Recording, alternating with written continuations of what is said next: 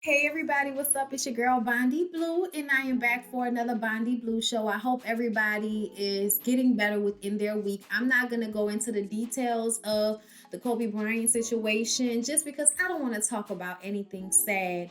But I did mention it at the beginning of my family or fiance review because that was the first review that I was recording after it had happened, or at least after I found out that it happened on Sunday.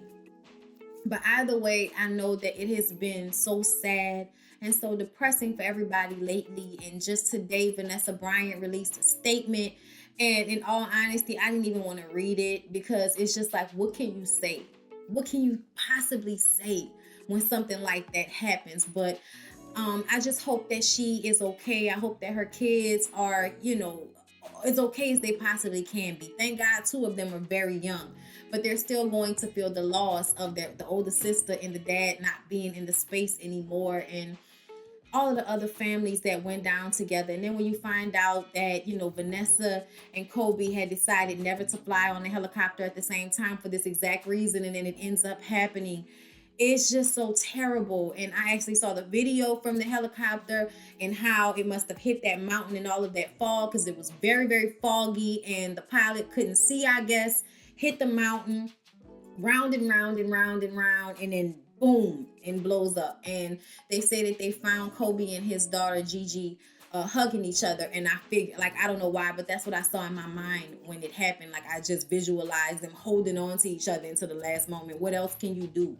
And I also thought about it from the standpoint that if I had to go out, especially as a kid, I would have wanted to go out with one of my parents there with me. I'm not even gonna lie. Like, if it had to happen like that, as much as it's so terrible to think about the mom and the dad and the kid that died, and the daughter and the mom that died, like everybody's dying with their children. You think about it, it's so terrible. It's such a terrible thing to happen. But when I think about it, if I was a kid, then that would have been one of the best ways that I could have gone out, just because I wasn't alone. I was with my protector. You know what I'm saying? So it's so many thoughts. And then, since that happened, everybody's kind of zeroing in on Kobe's life and how great of a person and father and athlete and, humanitarian, and the Oscar that he won last year. You're just getting into all of these things, and then the hashtag girl dad thing comes up about fathers who are, fathers to girl children, so you're a girl dad. And it kind of got me into my emotions because y'all know my dad died in 2009, and I was very much a daddy's girl in the way that I was very protected and loved by my father. And I don't have many pictures of my dad because my photo album got destroyed during Katrina. And then my dad was the person that always took pictures, so I didn't have a lot of pictures, and everybody's posting pictures of them with their dad, and I just felt I was just all in my feelings about it. And my auntie Cynthia, who was my godfather's wife, we used to have shared birthday parties when I was growing up because me and my parent, which is my godfather, had the same birthday. He actually passed away recently. But we had the same birthday. We have these big parties, and they have this album book full of all of, the pictures and receipts from the parties and everything. And there was this one picture of me as a toddler with my dad. And it was just one of the best things that anybody could have sent me, because I've been staring at it all day, just looking at the way he was looking at me. And plus I was like super duper cute. I was just the uber cute little baby. And the way he's looking at me, and I remember sleeping on his stomach, and just all of these different things. And it's just tough. It's just really hard. It's really tough. I think it's put everybody in a frame of mind of, being thankful for the people that they have. And it's just been very difficult on social media, period, this past week, dealing with that. So I just want to send everybody love and light. And I know I said I wasn't going to talk about it, but then I end up talking about it because I'm going to say all that. Rest in peace, rest in power, my prayers, and all the strength and everything positive I can send to the rest of the families and the people who are left behind after this tragedy. I send all of that to them. May God, the universe, whoever they serve, be with them and give them strength and perseverance. And for everybody else, Nia Long and Samore's father passed away the same day that Kobe Bryant died. So that was really super duper sad. So R.I.P. to Nia Long and Samora's dad. I saw that was going on at the same time. So it's just been a lot of dead dad vibes. And seeing as though I do have one, it's definitely had me all in my feelings. So yeah, y'all, just peace and light. Okay, now that we've dealt with the heavy of that, let's move on to the idiosyncrasies of the situation.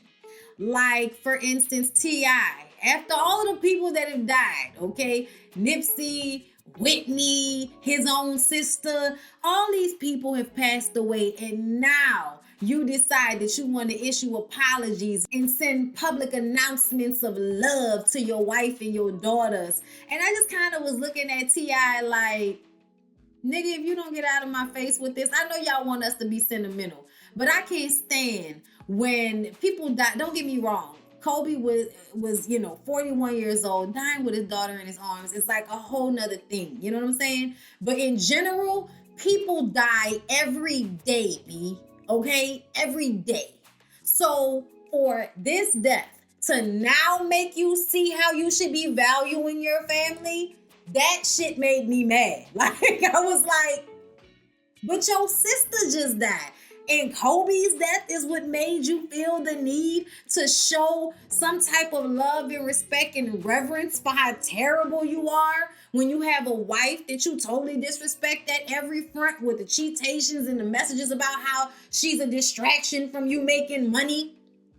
Okay? Putting it out there that you out here checking your daughter's hymen. Like all of these disrespectful, just ridiculous things that T.I. has done. And now you're sorry. Now you want to put up a formal apology and be chivalrous and all of this shit. Boy, bye.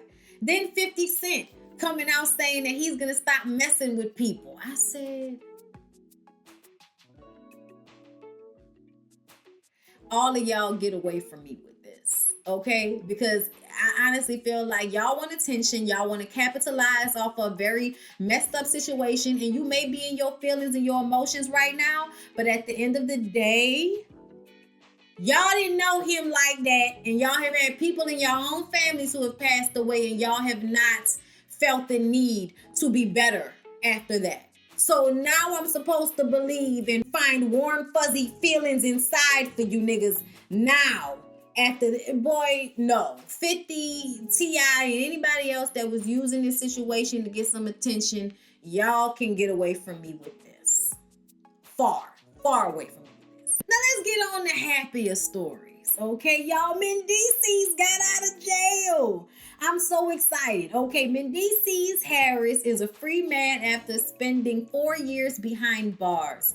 According to reports, Mendeecees is back home with Yandy Smith and their 2 children. The release comes 6 months after it was reported that he was set to be released from federal prison November 2020. Mendeecees was found guilty for his role in a drug trafficking ring and sentenced to 8 to 10 years in 2015, of which he has only done 4. So half of the time. I wonder what happened to the little foster girl that was living in the house with them, because they said that was an issue. What happened? Is she there or not? Is it gonna be a part of Love and Hip Hop New York? Are we done taping yet? Have they done a reunion? I have so many questions. An appellate court upheld his original sentence after it was appealed. He was given credit for time served while serving 15 months before he was granted bail in the case. We're sure this is all being documented for the next season of Love and Hip Hop. So the next season, not the current season. Okay. Now, this would have just been like a little extra. I probably wouldn't have even mentioned it if it wasn't for the fact that everything was filmed.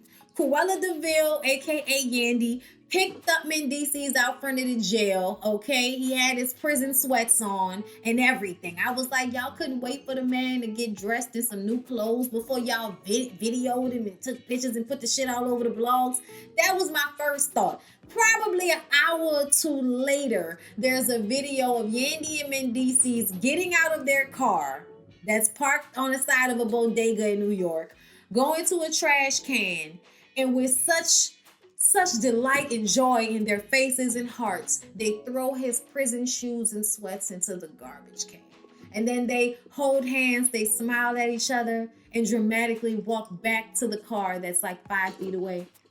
And I'm like, Yandy and her Dalmatian coat could have stayed in the damn car for that drop off. Y'all could have just pulled up right on the side. Why y'all gotta be so fucking extra? Why do y'all have to be so extra as to videotape and put on social media? Y'all walk into the trash can holding hands as a symbolic symbol of the fact that this is something that y'all have thrown in the trash and put behind y'all. So it's free living from now on. And I'm like, yeah, except for probation and parole or whatever. Like, he ain't scot-free, is he? Because you ain't served all that time. So I'm wondering, are you really for free, or do you have still some ties that bind? B. Scott didn't put it in the article, but I'm still wondering about it. Either way, I'm excited about seeing Mendeecees on next season of Love and Hip Hop New York. And I am definitely excited about bringing my imitation of Mendeecees back. Like, I'm so excited about it. I'm mess it up, so I'm not going to do it. I'm not going to do it, Yandy. But he was tight teeth. And I can't wait to get back to that with his little cute self. So I'm happy for Yandy because Mendeecees made Yandy more likable. And that's for real, for real. Y'all, Kelis is always coming out telling somebody, I hate you so much right now. Like, she's always coming to tell somebody that, And recently, she's come to tell the Neptunes that. Let me read y'all what they said on the Jasmine Brain about Kelis saying that our boy from the Neptunes stole money. It's been a while, but Kelis is opening up about her previous feud with the Neptunes, a duo made up of Chad Hugo and Pharrell Williams. The two wrote on Kelis' debut album Kaleidoscope, which was released in 1999 and a hell of an album. The album featured her breakout single Caught Out There. The Neptunes also worked on her sophomore project Wonderland, released in 2001. Kelis said of her fallout with the tag team, and I quote, I was told we were going to split the whole thing 33-33-33, which we didn't do. Instead, she said she was blatantly lied to and tricked. She pointed the blame at the Neptunes and their management and their lawyers and all that stuff. She added that because of the Neptunes' alleged conduct, she hardly made any money from her first two albums. But she revealed it took a while for her to even realize that she didn't earn a profit because she was still making money on tour and appearances. Just the fact that I wasn't poor felt like enough, she continued. Their argument is, well, you signed it. I'm like, yeah, I signed what I was told and I was too young and too stupid to double check it. Well, Kelis, I mean, it's an age-old story, bitch. You wasn't the first and you wasn't the last. She said she's not angry about it. I'm just stating the facts. To be honest with you, I think if it were not for my fate, I feel like that would probably be the case. It's very clear to me, especially being on a farm, that whatever you put in the ground, that is what's going to come back to you. Interestingly enough, she said the Neptunes were allegedly upset when she switched producers for her third album, Tasty, which hit shelves in 2003. I think that's the one that had Bossy on it. That was my shit. She says, I can tell they were really offended. She still went on to release hit songs like Milkshake and Bossy without them in 2006. Okay, she and Pharrell Williams crossed paths years later. She says he did that thing to me that he's notorious for, which is making a nod from the stage to someone in the audience. So it seems like there's mutual respect, when in reality, I'm like, okay, I'm not going to yell back, you stole all my publishing, so you end up nodding back and everyone thinks everything's great, like whatever. When asked if she would team up with Pharrell Williams again, she said, at that point there's having faith and there is also just stupidity. She went on to speak on her divorce to rapper Nas, whose real name is Nasir Aluzara, okay? Baby can't leave it alone. Yeah, his dad had a song back in the day, Baby Can't Leave It Alone. That was my shit. But anyway, she says, well, I'm a very private person, and whether it's the stuff with the Neptunes and being assaulted from a business perspective to then being assaulted in the home, I fought so hard to have my own voice, even with the umbrella of these men looming over what I was trying to do. I'm not broken, but I don't feel like protecting the sanctity of the black man anymore. She went on to say about her relationship with Nasir that the red flags were there. I was really young and didn't know that love isn't enough. It was crazy from the start. But I think as girls, we're taught that what's love is like you can't breathe without them. What kind of shit is that? I want to breathe. I'm about to tell you. She added, any rational person would look at this situation and say to Nas, well, if you want to see your child, you have to actually show up. My kid is a really happy child because I don't tell him when his father says he's going to come and doesn't show up. It's no secret Kelis's music wasn't categorized as hip-hop or R&B. She spoke on racial tensions for her and others in her genre like Macy Gray and said, the issue of race has been such a big part of my entire career. It was never something that I struggled with personally, but it was other people's confusions. Macy Gray and I were the first Black women to be considered alternative, but people were like, but you're Black and alternative. What is that? Which already is a stupid ass question, but it was put in our faces all the time, okay? So does Kelis have an album coming out or something like that? Because this is a whole bunch of tea to be given up when nobody asked. I mean, she was in interview form, so somebody was literally asking, but did anybody ask for this interview is the question. Either way, I'm just going to say this. Like, I love Kelis. I love Kelis's music, but I am starting to feel like it's becoming a pattern for me to just drop loads of mess and tea on everybody as if they asked for it. Okay. Now, when the Nas situation came out, that was hot boiling tea that they gave Jason Lee. It almost made us like Hollywood Unlocked for a second, until we came to our senses and realized nigga ain't changed. But I'm just saying. But, like right now with the Neptunes thing, I'm glad she said that she's not, angry or bitter or anything, because it's just kind of like, it happens to people all the time. Read your contracts and get your lawyers to make sure that all the T's are crossed and I's are dotted at this point. You learn from it and you move on, but you don't hold resentment. But I do understand how she feels. And I also feel like everybody thinks that Pharrell is just like this, this great person. And I'm like, why? Most of us have never met him. Most of us have never met Pharrell. Why would we think that? Like, I don't know why, but her characterization of him sounds about right based off of what I've seen. When people think they're so cool that they can be an utter and complete asshole no matter what. Not saying that. Never met Pharrell. But just kind of saying that there is an asshole factor in there somewhere. Someone who would wear shorts to a black tie event. There's an asshole effect in there somewhere. And they're trying to make it seem as if it's just out there. I, run to the speed of my own drum type situation, when really you're an asshole and you just want to be able to do stupid shit for attention and then act like you don't really want the attention. Just kind of how I felt about it. But yeah, Kelis, unless you got something else juicy to tell us, girl, like, what you telling all this tea for? I'm drinking it, though, sipping it. But I definitely can believe Kelis's account of things. Like, I just do. I don't know why, but I just do. She seemed a little crazy, I'm not even gonna lie. But I think we always felt that Kelis was a little crazy. Anybody that's screaming on the track, like, something's got to be wrong in there somewhere. But yeah, y'all, let's go ahead and move on. So there's more information with Azriel Clary, you guys. So I didn't talk about it because I had already talked about the fight that happened with she and Joycelyn. There was another video that came out, and it gave more of a full view of the ass whipping that it seems as if Joycelyn got by Azriel Clary. Okay, I don't know why y'all thought Joycelyn was gonna win that fight. To me, it sounded very much like Azriel in her soft voice hit somebody. Okay, she had a knot on her head, but we didn't see the other guy.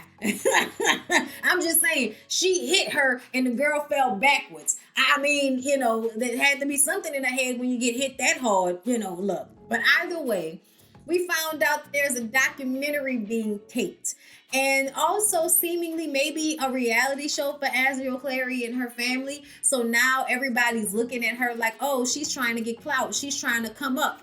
And I'm just kind of like, so? Like everybody else is doing right now? I love when people try to act like they're so above the clout chasing. Yet, if given the opportunity, would probably handle the situation in the exact same way.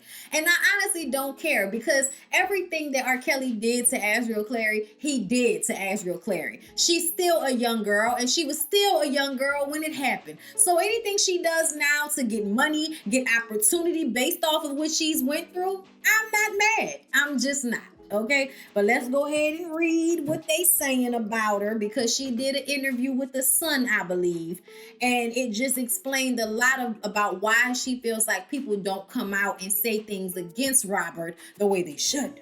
Azriel Clary, 22, okay, very young still, is speaking out in her first interview since parting ways with R. Kelly. In an interview with The Sun, Azriel Clary alleged, and I quote, "I think that there's hundreds of victims out there.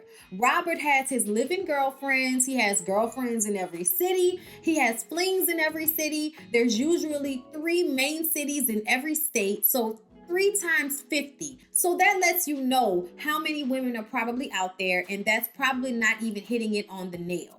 She went on to speak on R. Kelly's alleged actions and added that he allegedly goes to great lengths to cover them up. Duh. For somebody to get away with something for 20 years, about a good 2 decades, you can pretty much say that they've gone through extreme lengths to protect themselves. He ain't that slow. Okay, anybody that could not know how to read and write, but then somehow still write music, they got some type of smarts about them. And I quote, "For the most part, he blackmails everyone. He makes everyone do very degrading stuff, whether on film or writing it down. He makes them sign it. I think a lot of women are ashamed or embarrassed to come out because of stuff like that, because it'll be incriminating for them. There's so much stuff. He has letters of people saying that they've stolen from him. He has letters from people saying that they've been molested or touched by their parents or their brothers or a family member. He even has people on film molesting their younger nieces or younger brothers." That is extremely terrible. Oh my God.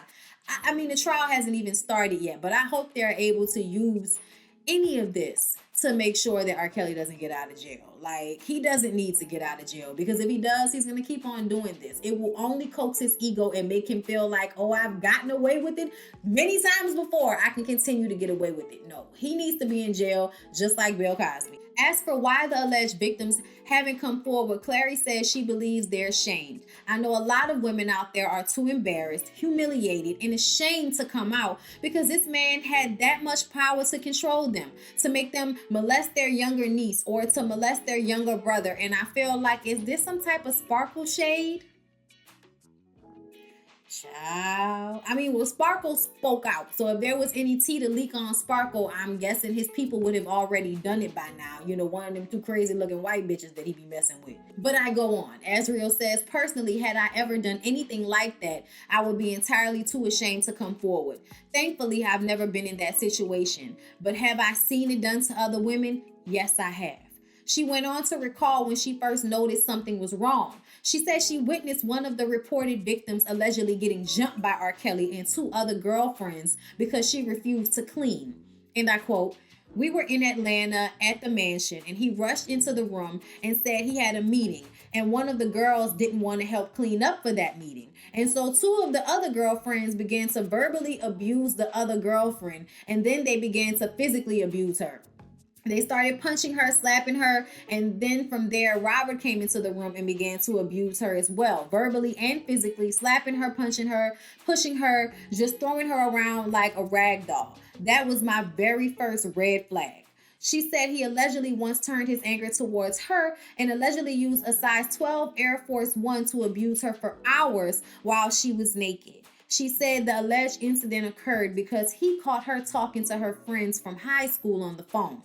And I quote, "I was talking to my friends from high school, and he didn't like that. I was still talking to them. He thought that I was keeping things from him. I was just in communication with 2 of my girlfriends, and he made me text them a very long lie, basically saying why I no longer wanted to be friends with them.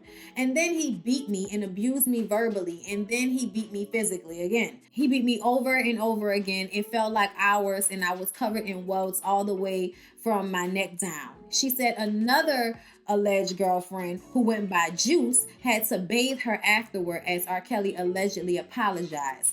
Afterwards, he came in there and he apologized and sobbed and cried, and he did everything to try and make me feel like he was sincere. She went on to say, "I don't think any woman ever wanted to sleep with the other. It was just something we all became immune to please him. It was easier pleasing him than getting beat every other day, and everyone learned that very quickly. I've seen him ask women to go approach other girls for him and give them his number, like at the mall and things like that. It could be anywhere, really. You could be out eating at a park in the middle of driving. If he sees someone that he likes, he'll definitely send a girl that he feels confident in doing those types of things for him. She alleged that R. Kelly even controlled things from jail and caused drama between her and Jocelyn Savage, as they were the only two living girlfriends left. MCC is on the left side of the street, and there's a train that runs straight in front of the MCC in Chicago. So every day he would make us go up there and stand up there and wave to him at 4 o'clock through the window of the jail. I was the only one that he wanted to visit him in jail. So for those first 4 or 5 months, I was the only one visiting him, which was very hard on Joycelyn, and it was still a way of manipulation by keeping her angry at me because I'm the only one that can see him. I know that he knows that he's done something wrong. And truthfully, I feel like because he's 53, he just knows that he has too much to lose. She went on to speak on the infamous interview she and Joycelyn Savage did with Gayle King, where she defended R. Kelly and said their parents were trying to extort him. She says, I definitely do believe that I was very naive and brainwashed and manipulated by him. And as much as I hate to say it, I'm woman enough and I'm grown enough to admit that yes, I was brainwashed and yes, I was manipulated. And yes, this man did have me wrapped around his finger. If he would have told me to jump, I would have said how high. I was all in because I just genuinely just loved him and I love hard. I'm like, girl, you young. Of course you love hard. She added that she's still working on life with her family as she went years without speaking to them. As for R. Kelly, she said, I just feel sad for him. I really do. Because I loved him. I gave him all of me. And because I gave him all of me, he did not have to take advantage of me the way that he did. And that's what really was the most heartbreaking. Because what he did was so wrong. And the fact that once I watched the documentary, seeing him do it to so many other women, it kind of makes you feel like, okay, I'm not special. You've been doing this since the 90s. It's really heartbreaking because I genuinely did love him and genuinely did want a future with him. And now when I hear his name, I just wish I could erase every memory, whether good or bad. And of course, his lawyers will come out and say that she's a liar and nothing she said was true, bloggity, bloggity, bloggity, blah. I'm going to just say this. I know there are a lot of people that feel like Azriel Clary is, chasing cloud. And, I just kind of feel like she went through something very real. And whatever she feels that she needs to do in order to help herself from here on out is that little girl's business. I just hope that she goes and gets the therapy that she needs to fully free herself from it. And just like I said, when that video happened, when they were fighting, I really felt like there was some door opening in her mind. It just was the look in her eyes. And I could be wrong. I could be totally wrong, but in all honesty, that's how I feel. And I also clocked when she said that R. Kelly was keeping drama between she and Joycelyn, because that made perfect sense to me based off of how Joycelyn just kind of came at her and wanted to start hitting her, automatically. Like from what I understood, Joycelyn was the one that was just coming at her and kept coming at her. And she was like, okay, let's fight then. But, it just seemed like Joycelyn was the actual aggressor in the fight, which is probably why she got arrested. Of course, since then, Joycelyn has been released from jail and didn't want to speak to her mother outside of the prison or outside of the jail when she was released, which is also very sad. And I don't know when that little girl will wake up, but I do hope that she does. And I'm glad that Azriel is speaking out and saying whatever else that she wants to say, because everybody wants to tell somebody how and when to tell their own story and let everybody else make money off their story. And I just think that's ridiculous. If Azriel Clary wants to do a documentary and talk about it from her standpoint, I don't see a problem with it because everybody else is making money off of it. Why can't she? And your media takeout, okay, so that means take it with a grain of salt. Media takeout says that Kimbella has been accused of cheating on Juelz. I hope I said it right, because y'all say I be saying it wrong and I don't really care. I mean, he ain't got no teeth. Let him pronounce his name with no teeth in his mouth and see how it work out. I got teeth, but it ain't my name. Anyway, so there's a bunch of drama popping off on Instagram between Love and Hip Hop star Kimbella and a popular podcaster, Star Beam. Star is a popular New York celebrity insider and podcaster. She's also Cardi B's best friend and the godmother to her daughter, Culture. Star is also making some explosive allegations regarding the very married Love and Hip Hop star Kimbella. To fully understand how this transpired, here's the backstory. A little more than a year ago, Cardi B and Nicki Minaj got into a fight at a New York Fashion Week show, and during the altercation, Nicki's friend Ra Ali got in the middle of it and attacked Cardi, leaving a speed knot on her head. We all remember this. Cardi's camp said it was security. Well, Star, who is Cardi's best friend, has had beef with Ra ever since. Star and Ra got into a back and forth on Instagram yesterday, and Star decided to expose Ra and inadvertently told on Kimbella. According to Star, Kimbella, the married Love and Hip Hop star, we're going to keep saying that, she's married, okay, offered up sex to another man. Star claims that Kim offered to have sex with the manager of popular Brooklyn rapper Fabio, possibly in exchange for favors. Kimbella has not responded to Star's accusation, but Star posted, "Fabio, didn't you tell me this bitch was trying to fuck you? And the only reason you went in her show is because Kimbella was promising to fuck your manager, Jerry? I'm not gonna even post her DM of her explaining herself. Holla at me when I drop."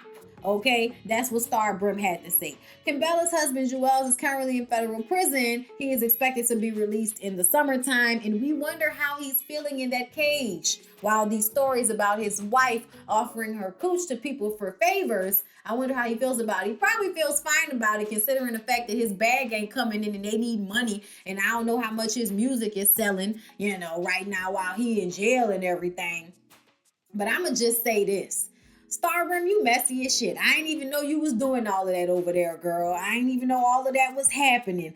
Kimbella, I'm not gonna act like you not the type, because you kind of sort of word on the curb are, but that's a lot. Like offering your puss to old men for favors. Is that what we out here doing? I mean, whatever you gotta do to scratch and survive good times, but you got kids and shit. And that sounds unsafe. That sounds real unsafe, Kimbella, if that's what you out here doing.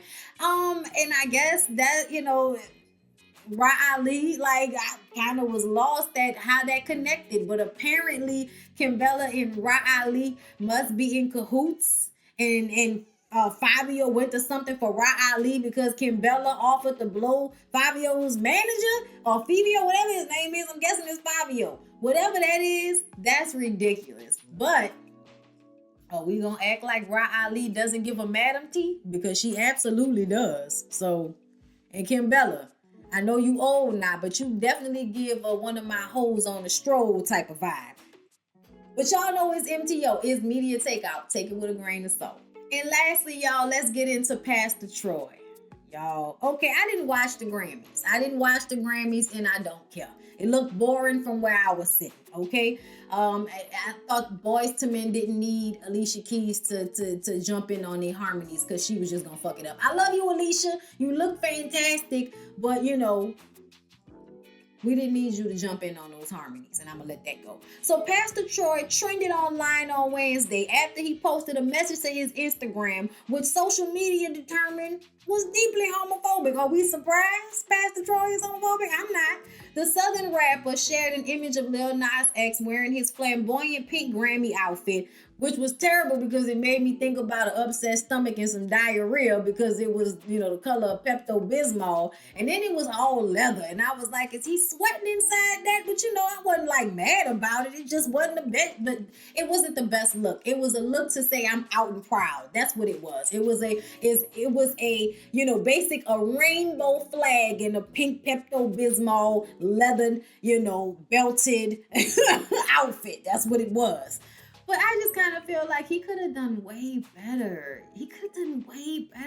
Like, there are ways to wear suits and shout that you're out and proud and still look good, and look like you're not sweating all everywhere and sweat dripping down your little skinny leg because you're all enclosed in leather. Child, I don't have time. But anyway, I saw the outfit. I thought it was a travesty, but that's as far as my mind went with it. Well, Pastor Troy had other thoughts. He said, well, I guess I won't be winning a Grammy if this is what I gotta wear. They love to push this shit on our kids. The other day, Applebee's had some punks kissing and laughing, eating mozzarella sticks. First thing my 14-year-old said was, F Applebee's. And it brought joy to my heart. He sees it. Their agenda to take their masculinity away. I'm not even gonna finish reading the rest of this. Because I need to understand what the hell being gay got to do with masculinity. I need to understand that.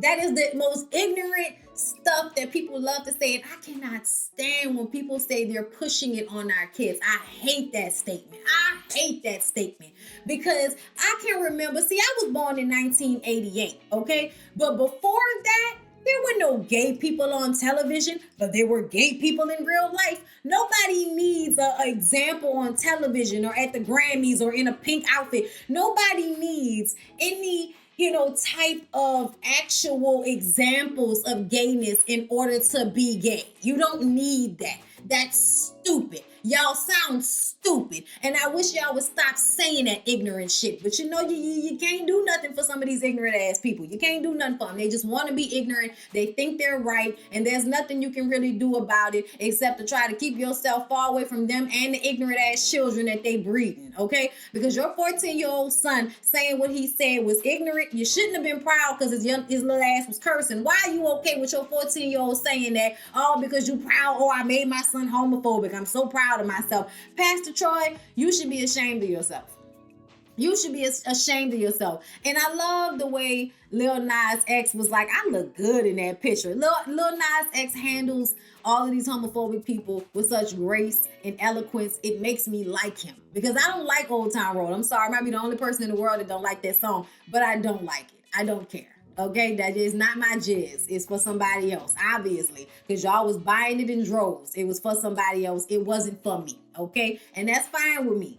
But I still think he's a cute kid. I'm glad he was able to come out and be who he is and be successful and do the things he's done. I'm just proud of him because he's a black kid that was able to come out and be himself and make his music and be successful. That's what I'm happy for because all Pastor Troy's son should see is another black kid making it, being himself. You should not see this as Applebee's because Applebee's decides to be inclusive in their advertisement. I don't know if you know Pastor Troy, but bump the commercial. You can go to Applebee's any day and find two niggas eating mozzarella sticks. What's the problem with the mozzarella sticks besides the fact that they are full of cheese and fried and unhealthy as all hell? But you're so upset about these depictions of gayness as if you don't see it, it's not happening. Stop it. Please stop being so ignorant. Stop. And stop teaching it to your kids. That's the most upsetting thing about this, is that he's teaching it to his 14-year-old kid. So his 14-year-old kid can go to school and bully the little gay kid. And when the little gay kid won't kill himself because Pastor Troy asshole ass kid been bullying him because of what an ignorant ass Pastor Troy been teaching his kid, okay? Then y'all want to get online and talk about bullying and all of that. Like, that's the type of stuff that really, really annoys me.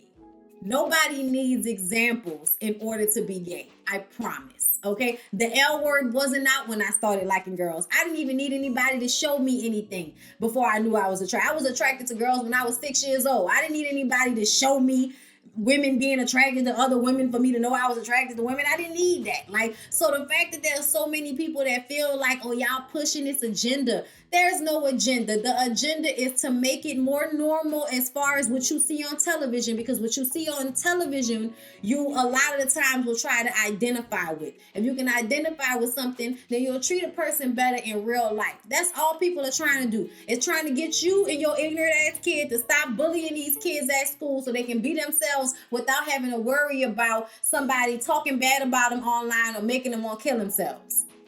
Like, that's what it is. That's the agenda. Stop bullying people because you don't agree with their lifestyle. And I hate to even say lifestyle because it's just what I'm used to saying, because like I said, I was born in 1988. But it's not a lifestyle. It's who somebody is. And who they sleep with and who they eat mozzarella sticks ain't none of your fucking business, Pastor Troy. What your broke ass should have been paying attention to. I don't know how much money Pastor Troy got. But either way, if you worrying about Applebee's, nigga, you ain't got enough money worrying about Applebee's commercials. Child, but you know what? I did see a commercial for these new salad bowls that they got, and I really, really want to taste one because it looked good. I think it was orange chicken. I wasn't sure. But either way, like, you know, I don't really fool with Applebee's and Chili's and all of that like that because their food don't be all of that good. And they always got some damn teenager in there putting their pubic hair in the food. I ain't got to talk. Yeah, it's just a joke. It's just a joke, okay? It's just a joke.